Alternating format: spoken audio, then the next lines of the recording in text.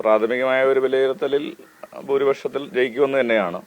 ഇപ്പോൾ voting percentage കൂടിയത് വലിയ വിഷയമായി വരുന്നില്ല. കാരണം കഴിഞ്ഞ തവണ 1,37,000 പരം വോട്ട് പോൾ ചെയ്തതാണ്. ഇത്തവണ അത് 1,27,000 അപ്പോൾ ആ പെർസെൻറ്റേജ് കൂടി എന്നുള്ള കണക്കിൽ ഒരു അർത്ഥവുമില്ല. കഴിഞ്ഞ തവണ 2,08,000 പരം വോട്ടുണ്ടായിരുന്നത് ഇത്തവണ അത് 1,62,200 ചുരുങ്ങുകയാണ് ചെയ്തത്. അപ്പോൾ വോട്ടിംഗ് പെർസെൻറ്റേജ് കൂടി എന്നുള്ളതിൽ യാതൊരു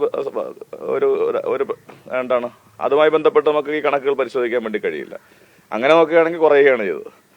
10,000 വോട്ടോളം ഇത്തവണ പോൾ ചെയ്തതിൽ കുറവ് വന്നിരിക്കുകയാണ്. അപ്പോൾ അത് LDFന് ഗുണകരമായിട്ട് വരാനാണ് സാധ്യത. കഴിഞ്ഞ 2021 ഇലക്ഷനിൽ ഞങ്ങൾക്ക് 21,000 പരം വോട്ടിന്റെ ഭൂരിപക്ഷം ഉണ്ടായിരുന്നു. ഇപ്പം അല്പം കൂടി കടുത്ത മത്സരമാണ് നടന്നത് എന്നുള്ളത് വാസ്തവമാണ്. എങ്കിൽ പോലും ഞങ്ങൾ പാർട്ടിയുടെ കണക്കുകൂട്ടലിൽ നല്ല ഭൂരിപക്ഷത്തിൽ ജയിക്കുമെന്നാണ്. എനിക്ക് അല്പം കൂടി പ്രതീക്ഷയുണ്ട് എന്ന് നിങ്ങളോട് നേരത്തെ തന്നെ സൂചിപ്പിച്ചതാണ്. അതിലേക്ക് തന്നെ എത്തുമെന്നാണ് എൻ്റെ പ്രതീക്ഷ. ഞങ്ങൾ വളരെ കൃത്യമായി ആദ്യം മുതലേ ഭൂരിപക്ഷം പറഞ്ഞ് പ്രവർത്തന രംഗത്ത് വന്ന ആളാണ് ഞാൻ. ആ കോൺഫിഡൻസ് ഇപ്പോഴും ഉണ്ട്. ആഫ്റ്റർ പോളിംഗിന് ശേഷവും ആ കോൺഫിഡൻസിൽ ഒരു കുറവ് വന്നിട്ടില്ല.